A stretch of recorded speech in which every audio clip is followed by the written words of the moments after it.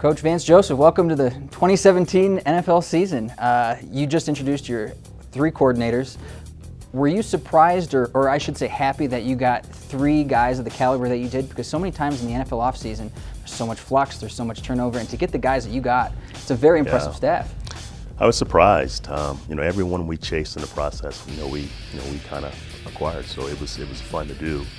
Offensively, Mike McCoy was my first call.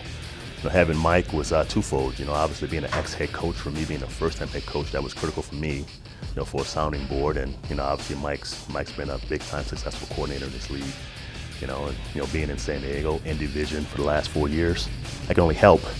After Mike was aboard, we signed Jeff Davison, who was Mike's O-line coach in San Diego, which makes the process more seamless for us. Than Bill Musgraves, and he wanted to be here, so that was important. Everyone we chased wanted to be here, and that made it easy. With regards to Mike, you look down the line, Peyton Manning, Phillip Rivers, some of the quarterbacks that he's worked with have been very impressive. When he has a wealth of knowledge like that, is that something that you tap into with your young quarterbacks? Absolutely. He's had the pleasure of coaching a lot of good quarterbacks. A couple of young guys also.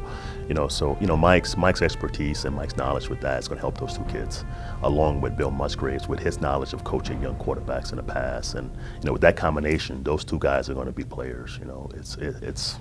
It's almost guaranteed with those 2 guys coaching. They're going to be players to help us win. How much does it help, too, having 2 coordinators on staff that have been here? You've got Joe Woods, who has coached here in the past, but then Mike has also been here in years past. Does that make the transition easier, even though the coaching staffs are different, just from a logistics standpoint? Absolutely. Mike, he was here 4 years ago, and he's coached with Studesville and Tyke Tolbert. He's also coached with Davison, and Bill Musgraves back in the day. So it's really, it's luck of the draw that we've acquired guys who've all worked together at some point of their career. Defensively, keeping Joe here in house was important because the defense was played so well the last 2 years. You can't lose that. And acquiring Joe and keeping Bill and Reggie and Pug in place, that was critical, for our defense. And acquiring Marcus Robinson from Oakland, again, an in-division opponent, that was also critical for us. So, we're excited about the entire staff. And, my belief is, when you're game planning, it starts from the back to the front end. And, having Joe as the secondary guy for 2 years and being number 1 in pass defense for 2 years in a row, it's hard to do in this league. So his expertise there is going to be critical to our defense moving forward. And look, man, we're going to be simple. We're going to play fast. We're going to play hard. We're going to kill it, okay? This is a great acronym, you guys, right? Kill it. Keep it likable and learnable. Brock Olivo seems to have an enthusiasm that is unquenchable. We just saw him in his press conference. Right. When you bring on a guy like that, is that contagious? Is that enthusiasm contagious for not only his position group, but the team as well? Right. Absolutely. I wanted a guy in that position that had great energy, who was a bright guy, and he's obviously a bright guy. He's worked with Coach Tope in Kansas City, who's the best in the league in my opinion. So he's got the right experiences, along with his personality. Who doesn't want to play for that guy? I want to play for that guy.